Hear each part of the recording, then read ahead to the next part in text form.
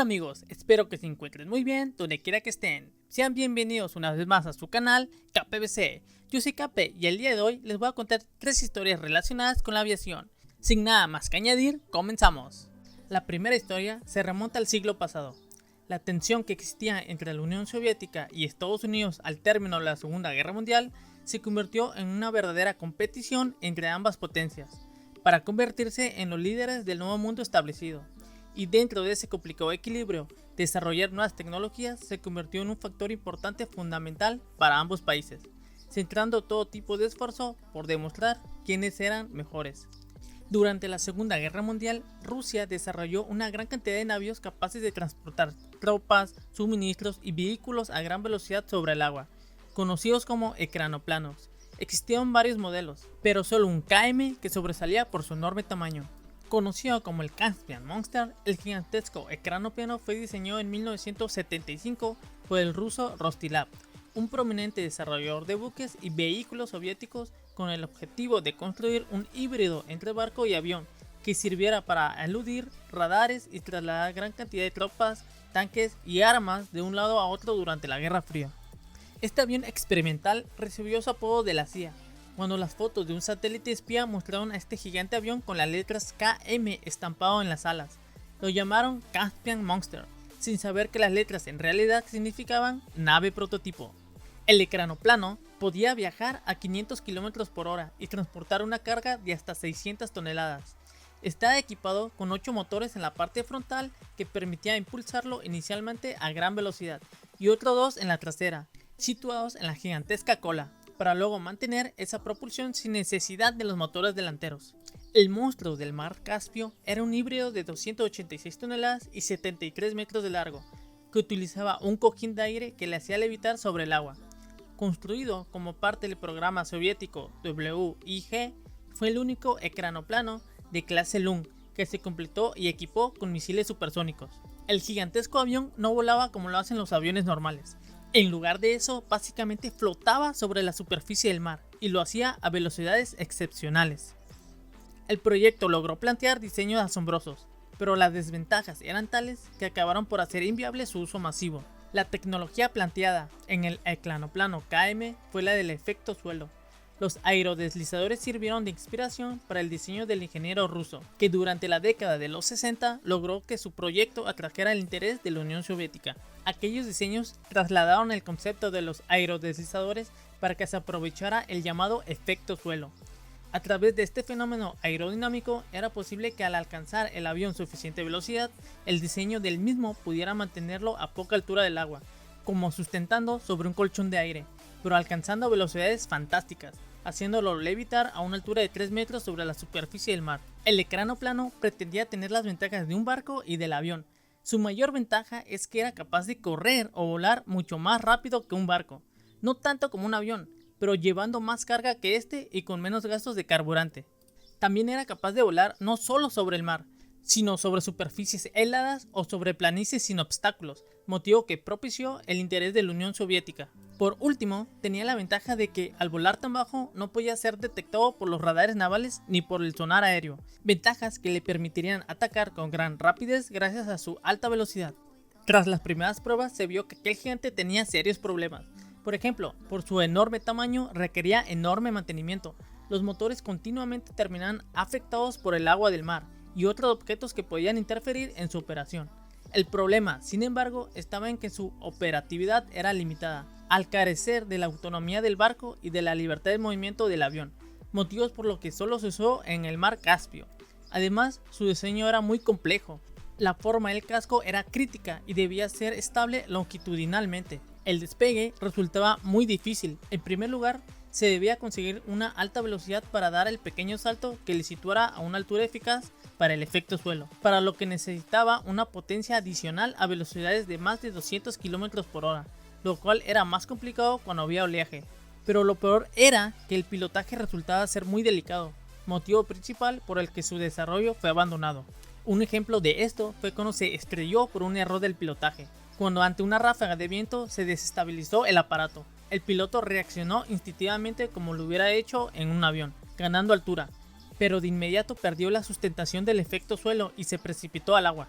Al percatarse de los problemas, el prototipo acabó siendo abandonado gradualmente. Pero cuando se realizó el primer vuelo de prueba, la Unión Soviética había cambiado de líder. Ahora Brezhnev no estaba dispuesto a asumir riesgos y fue restando relevancia al inventor del gigantesco avión, cuyo papel en el proyecto se vio limitado. El ecranopiano soviético fue retirado a finales de los años 90 y desde entonces había permanecido abandonado en una base naval rusa. No fue hasta el 31 de julio del 2020 que el prototipo fue llevado bajo remolque para ser trasladado a Derbent de Kazán, con planes de convertirse en una atracción turística de un parque. Sin embargo, cuando las autoridades miraron al monstruo del mar Caspio, se dieron cuenta de que no había ningún lugar donde poner al gigantesco avión. Actualmente se encuentra varado en las costas del mar Caspio, como parte de un plan para convertirlo en una atracción turística en el océano. ¿Y a ti te gustaría visitarlo?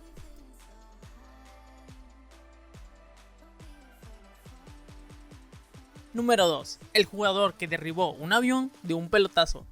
Por muy impresionante y descabellado que esto suene, hace 64 años un jugador de fútbol derribó un avión de un pelotazo desde el mismo campo del juego del Club General Güemes de Paraguay.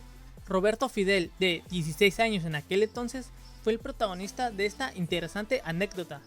El exfutbolista paraguayo Roberto Gabriel recordó el inusual episodio que acompaña a su figura desde hace 64 años. Cuando derribó de un pelotazo una avioneta que volaba rasante durante un partido de su equipo, un club de barrio de Asunción ya desaparecido. El increíble caso sucedió cuando Fidel Krigo, defensa del equipo, tenía tan solo 16 años. Sin embargo, pese a su corta edad, ya tenía la fuerza suficiente como para de un violento pelotazo al aire derribar un avión monomotor que realizaba vuelos rasantes sobre el campo de juego. El piloto, Alfredo Lirt, amigo del club y del equipo, solía realizar pasadas sobre el campo de forma habitual. Fidel Krigo cuenta lo sucedido con sus propias palabras. Era el descanso del partido, y nuestro entrenador estaba dando una charla técnica a la sombra de un árbol. Nadie escuchaba por el ruido ensordecedor del avión. El que afectó a vuelos rasantes era Alfredo Lirt, piloto aviador civil, el cual era fanático de nuestro equipo y era vecino nuestro. Siempre pasaba cada vez que había partido. A veces arrojaba pelotas al campo. Él era el delirio de la gente en las gradas cuando pasaba. Los jugadores estábamos sentados debajo de un árbol y nuestro técnico se quejaba del ruido, ya que no podíamos escuchar sus indicaciones. Entonces yo le dije: espere, profe, yo le voy a dar su medicina, refiriéndose de forma chistosa a que él se iba a hacer cargo del problema. En ese momento salí del medio campo y le metí un pelotazo arriba con una pelota muy pesada de color naranja. La pelota justo dio entre la hélice y la tapa del motor. Se rompió la hélice y la tapa del motor cayó cerca de la portería. Enseguida el avión se fue a pique hacia la Avenida de España.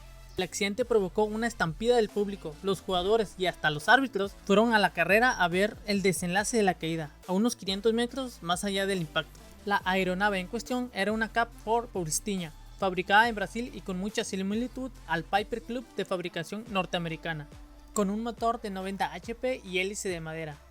El avión fue a parar cerca de una peluquería. En el lugar había muchos arbustos. En su intento de aterrizaje sorteó una planta de cocotero. Sin embargo, este agarró una de las alas. Una vez detenida su marcha, el avión quedó con las ruedas del tren delantero flotando a 30 centímetros del suelo. Los pilotos corrieron con mucha suerte. Eran dos tripulantes, Alfredo Lirt, el piloto, y un copiloto que lo acompañaba. Se salvaron de forma increíble. A pesar de que el piloto hacía sus primeras horas, le tocó una emergencia que pudo manejar y evitar algo más siniestro. Se salvaron de suerte, mencionó Fidel Krigo. Me dijeron que el piloto fue el que se asustó más, pero yo también. Krigo relata que apenas visto el incidente, se fue corriendo para su casa y se metió debajo de la cama de su abuela.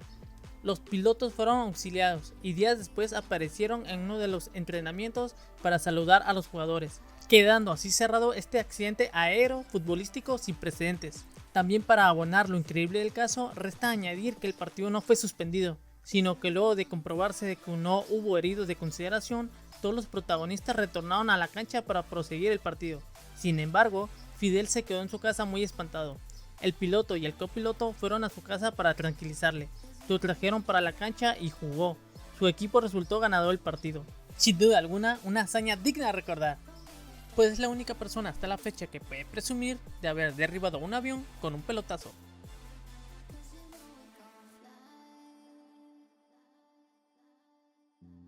Número 3. El hombre que disfrazó de hamburguesa a su tortuga. En los aeropuertos transitan millones de personas cada año, viajeros que van y regresan de sus vacaciones, o bien personas que viajan para iniciar una nueva vida en otra región o país. Es normal en un lugar con mucho movimiento y tránsito encontrarnos con situaciones o personas un poco extrañas como estas.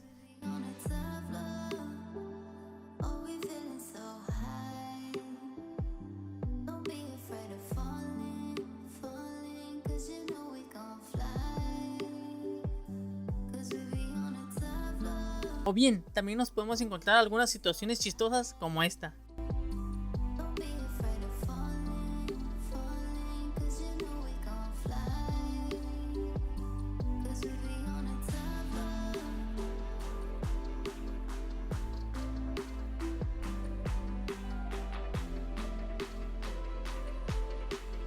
Lo que sí es claro es que después del atentado del 9/11 que revolucionó al mundo de la aviación, las normas de seguridad se hicieron mucho más rígidas, con protocolos más eficaces para asegurar la tranquilidad y seguridad del aeropuerto. Es por eso que se debe ser muy cuidadoso a la hora de revisar a los pasajeros, para que estos no ingresen al avión con algún instrumento que pueda posteriormente ser utilizado como un arma. Para ingresar al avión es necesario pasar por varios filtros de seguridad internos. Por ejemplo, cada persona debe ser revisada por un guardia de seguridad de forma rigurosa y los equipajes pasar por una máquina de rayos X. Es en esta última donde se han logrado encontrar objetos escondidos entre las pertenencias de las personas, objetos extraños y prohibidos por las autoridades del aeropuerto e ilegales en la legislación. Algunos de estos objetos se confiscan a los dueños, no todos son ilegales. Pueden ser objetos como medicinas, botellas de agua, desodorantes, objetos que son muy comunes, pero que aún así el aeropuerto prohíbe. En cambio, existen los objetos confiscados que sí son ilegales. Aquí es donde entran los tipos de drogas, armas u objetos extraños que podrían lograr hacer daño. Algunos ejemplos de objetos que las personas han intentado ingresar a un avión son espadas samurái, bengalas, cuchillo en forma de pistola, una sierra eléctrica, armas de artes marciales, pistola de dardos, serpientes, heces de alce, palomas, animales exóticos y tortugas, que tienen el fin de llegar al mercado negro. Y de esto se trata esta tercera historia. Esta curiosa y divertida historia sucedió en el Aeropuerto Internacional de Beiying, China. Un ciudadano chino de apellido Li encontró una manera original y chistosa para ingresar y burlar los filtros de seguridad que se encuentran en el aeropuerto. Si bien las autoridades del aeropuerto son estrictas a la hora de confiscar objetos, las compañías aéreas no dicen nada al respecto sobre la comida. Y esta circunstancia fue la que aprovechó un hombre para intentar colar a su querida mascota dentro del avión. Para lograr su objetivo, Lee disfrazó a su tortuga de nada más y nada menos que de una hamburguesa. Un envoltorio de KFC bastó para que Lee introdujera a su mascota antes de pasar el control policial en el aeropuerto. Su vuelo tenía como destino Pekín.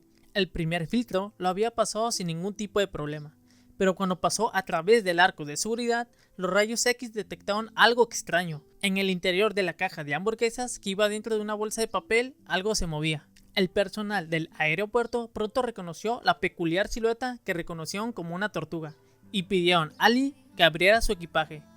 No hay ninguna tortuga aquí dentro, solo la hamburguesa, insistía un nervioso Lee ante las autoridades. Finalmente accedió a una inspección y se descubrió su truco.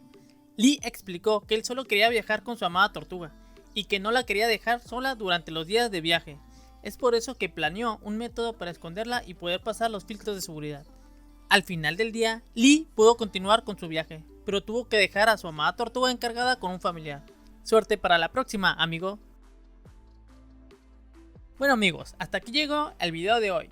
Si el video te gustó y se te hizo entretenido, regálame un like y deja un comentario en la parte inferior del video. Déjame saber tu opinión. ¿Cuál fue el video que se te hizo realmente más interesante?